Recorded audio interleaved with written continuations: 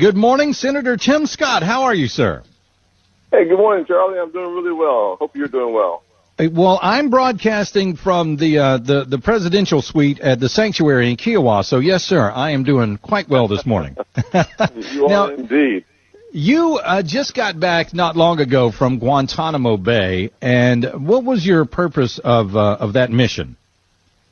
I'll tell you, several days ago, I went to Guantanamo Bay to have a first-hand perspective on how important the location of the enemy combatants really is, and why or why not we should even consider bringing the world's worst terrorists to any domestic location.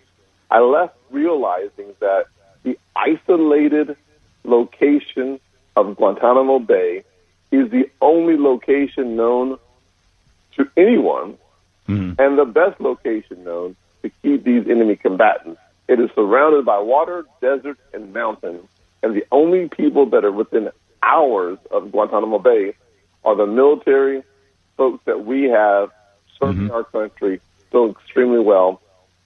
It was an eye-opening, eye-popping experience. Now, Senator Scott, with all due respect, I think you're wrong. I think the best place to put these prisoners at Guantanamo Bay is in one of the finest cities that we have in the entire United States, and that's right here in the middle of Charleston. We need to have those people here, don't we? Charlie, there's no doubt that you and President Obama have at least one thing in common. No, I'm amazed that they would even think about using the brig. I heard the facetiousness in your voice, and without any question, think about bringing 54 of the hardest criminals known to man, to include the conspirators, the planners of 9/11, and put them within 2 to 3 minutes of an elementary school, a high school, a middle school, dozens of churches, the port, the airport, and rail access. Can anyone say perfect storm?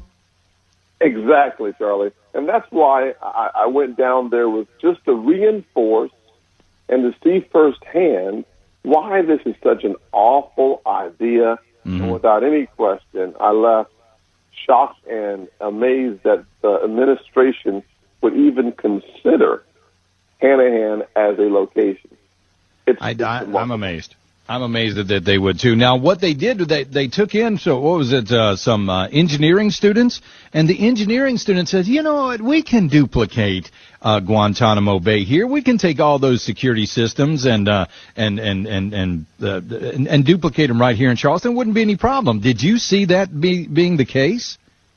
Well, we would we would have to be willing to see $100 million investment, in my opinion, to have a chance to get the facility, a medium security facility, up to the level where it needs to be, number one. Number two, engineering, can you do it or can you not do it?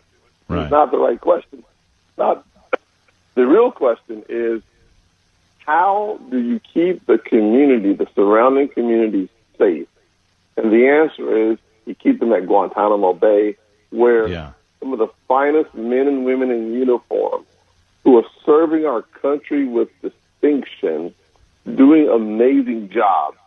Let them do those amazing jobs in an isolated area surrounded by water, desert, and mountains. Yeah, this is, I mean, you want to take them from that isolated area and put them right in the middle of a bustling city here in the Low Country. Now, but here's the thing. We're not just trying to keep those people in. We're trying to keep out people that might want to break those guys out of jail, right?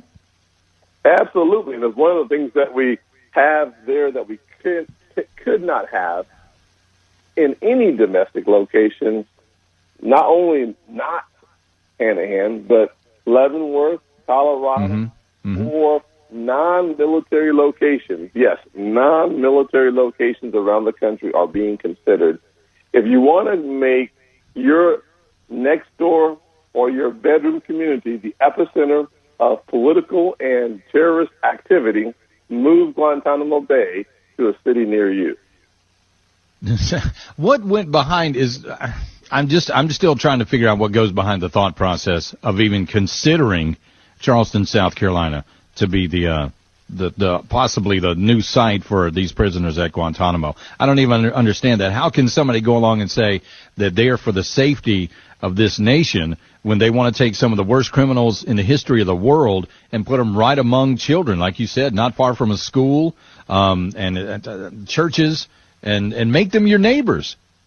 Absolutely. I can't think of a good reason, to be honest with you. And frankly, whether you're on the left or the right side of the aisle, you're all Americans. We should be thinking first and foremost about our national security and how do we make sure that we do not endanger or imperil a single American life. And frankly, the location at Guantanamo Bay is hours away from any population center in Cuba. So we're not even putting anyone's life in danger in Cuba. Right. This is, I think they said it was 7 to 9 hours from Havana. So this is a really remote, isolated location that it is very difficult to get to. And that's part of the charm, so to speak, of the location. If someone's buddy wants to come rescue them, they're going to go through minefields that the Cubans have left that they never got rid of, right, or desert, or a lot of water.